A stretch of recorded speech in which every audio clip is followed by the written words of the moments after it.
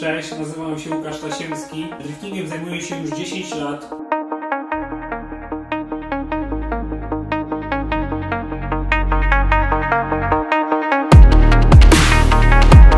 Powszechnie znane historie to te, w których zawodnik zaczyna swoją przygodę z driftingiem od jazdy w świecie wirtualnym.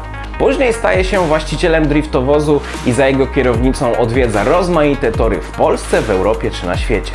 Tutaj mamy dokładną odwrotność tej sytuacji. Łukasz najpierw przez wiele lat startował w rozmaitych zawodach w całym kraju, a potem przesiadł się na symulator.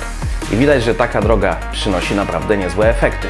Kiedyś regularnie startowałem w zawodach i udawało mi się kilkukrotnie zdobyć podium, w szczególności w serii Drift Open.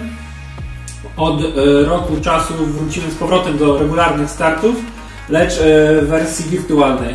Także zapraszam Ciebie na zawody w sobotę o Puchar Driftingowego Nerda.